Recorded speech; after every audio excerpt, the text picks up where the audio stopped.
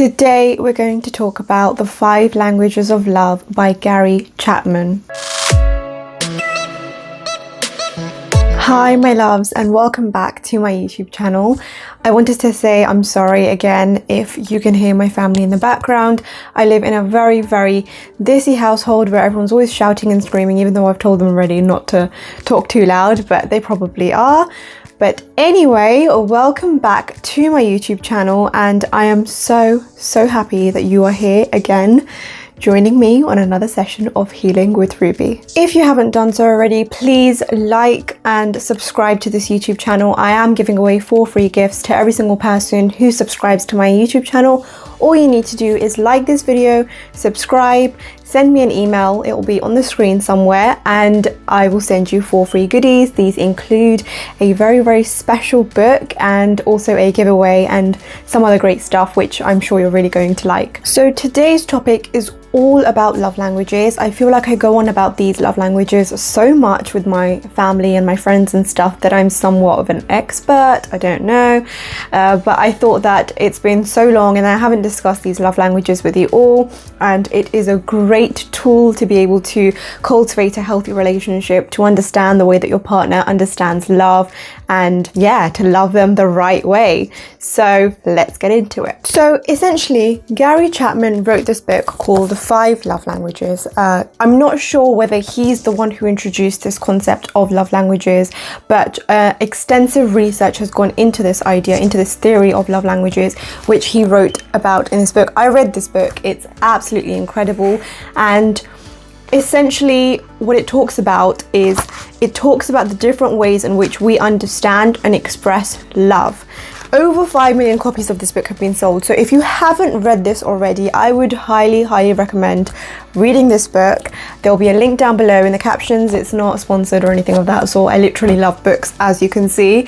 But yeah, so everything that I'm going to tell you today has come from my knowledge of reading the 5 love languages. So what are the love languages? The idea is that every single one of us understands and expresses love in a very different way, which is very similar to the way that we speak languages, to the way we understand languages.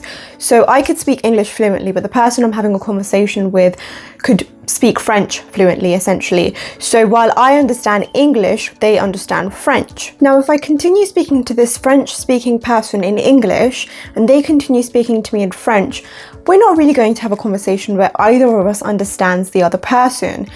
It's not going to go beyond a hi, a hello, because I won't understand their language and they won't understand mine. To reach a minimal level of understanding in this particular conversation, each of us needs to learn a basic level of each other's language. So I need to at least learn how to say hello, how are you, what's your name, what are you doing? All these basic words in order to be able to communicate to them in an efficient way. In the same way, we all understand and love in different languages.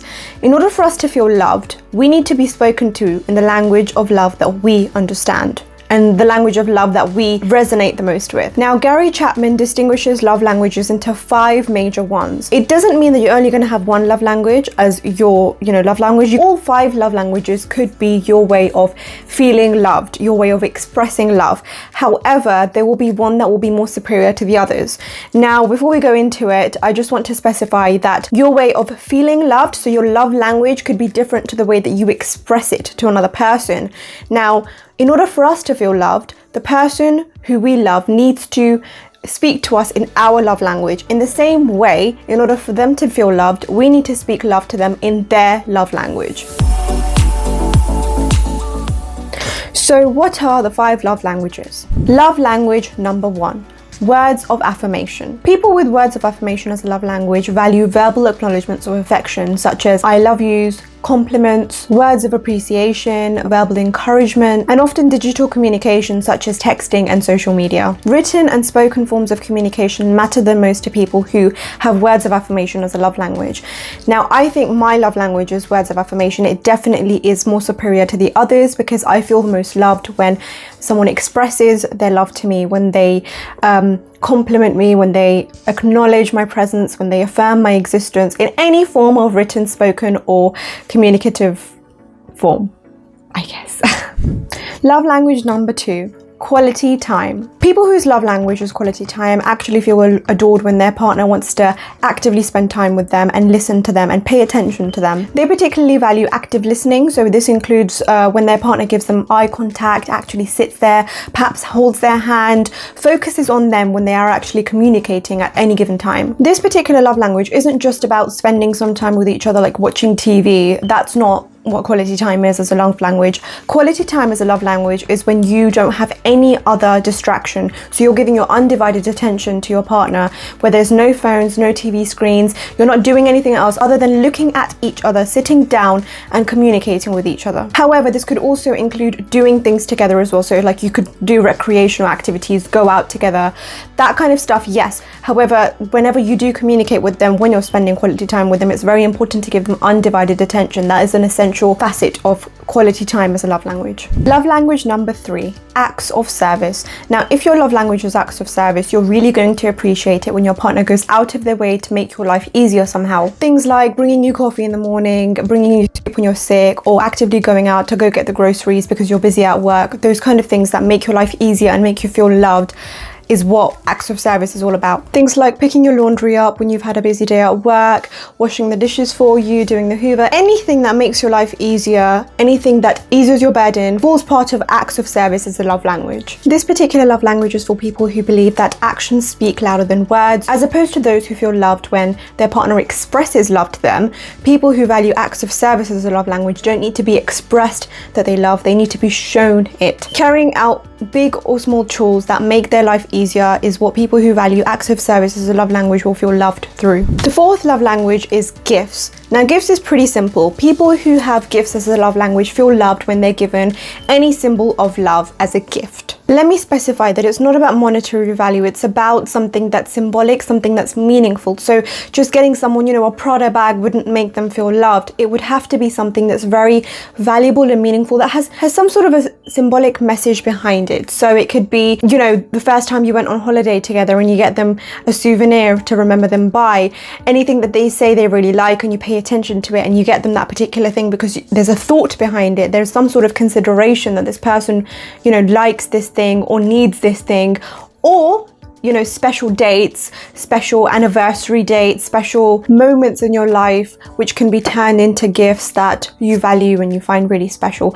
So it's not just about putting money into it, it's about putting consideration into those gifts that you give them. The 5th and final love language is physical touch. Someone who has physical touch as their love language is going to feel loved through some sort of physical sign of affection, such as holding hands, kissing, hugging, just them putting their hand on top of yours when you're watching TV, them pulling you close. Anything that's a physical sign of affection and adoration is going to make someone whose love language is physical touch feel like they are loved. Remember that physical touch isn't just limited to sex. However, it is, it's a huge part of it. It's any sort of physical proximity with the person that you're close to, with the person that you love, will make them feel loved and adored. Physical touch and intimacy can be incredibly affirming and form as an emotional connection between two people whose love language is physical touch. People who communicate their appreciation through this particular love language, when they consent, feel very adored and connected to the person that they love when they are hugged, kissed,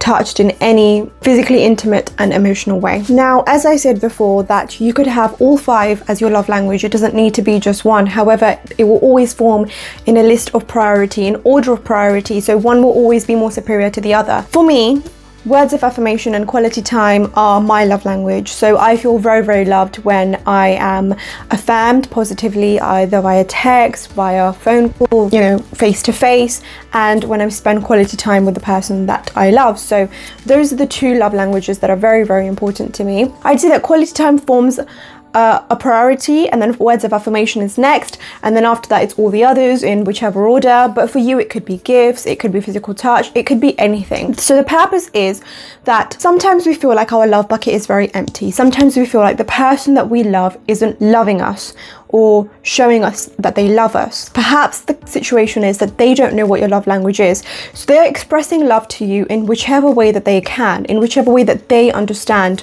love to be. but you don't feel loved because they're not expressing love to you in the way that you understand love, in the way that you feel loved. Gary Chapman, in his book and through relationship counseling over so many years, has found out that often couples have relationship problems not because there's no love in it, but because both partners are expressing love in the wrong way. They're not expressing love in the way that their partner feels loved. Often what we do is we express love in the way that we want to be loved. So since my love language is quality time and words of affirmation, it could be the case that I would express love to my partner in that way, rather than expressing to them and communicating with them that I feel loved through quality time, I feel loved through words of affirmation, and then trying to understand what their love language is. Now, what I'd say firstly is that if you don't know what your love language is, then take the quiz below. I've pasted that down below in the captions. Take the quiz, find out what your love language is, and watch next week's video to know how to find out what your partner's love language is. Thank you so much for watching today's video. I hope that you enjoyed it. I hope that you got something useful out of it, and I really hope that you utilize this in your relationships to cultivate a meaningful relationship with your partner, and all the best. If you liked the video, please like, comment and subscribe. Please share, and I will see you all next week. Bye bye.